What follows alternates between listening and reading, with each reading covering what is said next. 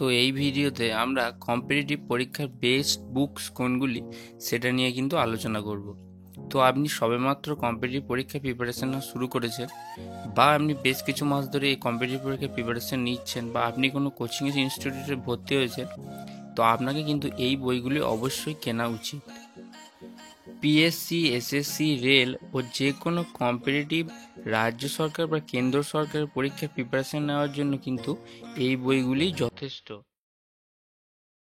তো কম্পিটিটিভ পরীক্ষায় প্রধানত এই 4টে সেকশনের উপর কিন্তু প্রশ্ন থাকে: কোয়ান্টিটেটিভ অ্যাপটিটিউড বা math, English, general intelligence and reasoning, and হচ্ছে কিন্তু জেনারেল নলেজ।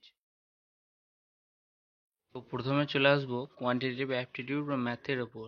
তো এর জন্য কোয়ান্টিটেটিভ অ্যারিথমেটিক, রাজেশ বার্মার যে বইটি আছে এটা কিন্তু যথেষ্ট ভালো। তো আপনার যদি বেসিক কনসেপ্ট ক্লিয়ার থাকে তাহলে কিন্তু আপনি প্র্যাকটিসের জন্য এই বইটি অবশ্যই কিনতে পারেন।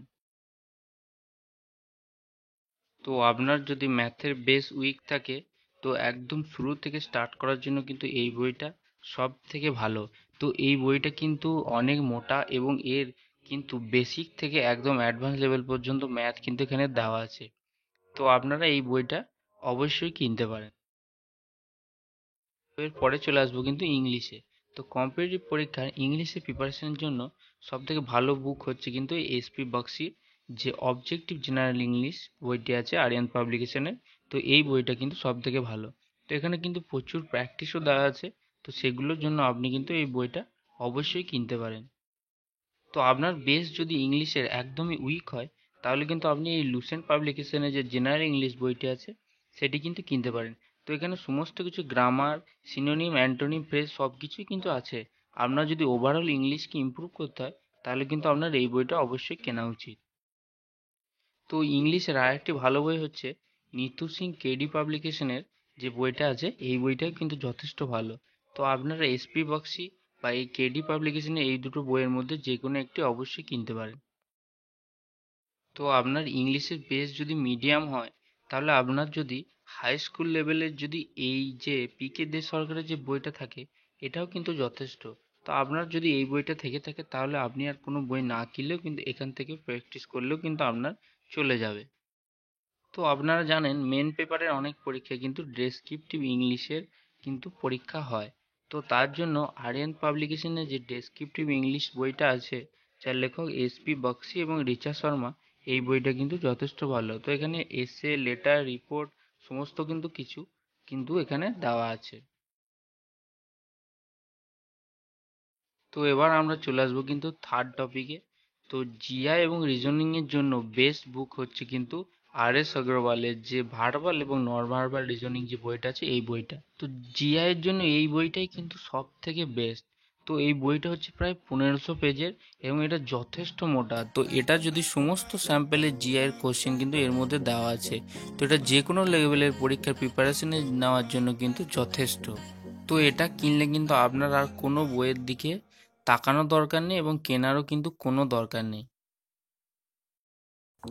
তো জিকে সাধারণত দুটো টাইপের হয়। একটা হচ্ছে স্ট্যাটিক জিকে, অর্থাৎ অতীতে যে ঘটনাগুলি ঘটে গেছে, অর্থাৎ বাবরের ছেলেকে হুমায়ুন এবং হুমায়ুনের ছেলেকে আকবর, এটা কিন্তু কোনোদিন চেঞ্জ হবে না।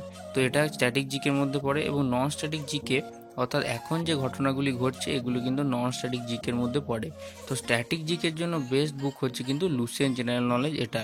তো এখানে history, geography, polity, general science সব কিছু কিন্তু এর মধ্যে দেওয়া আছে।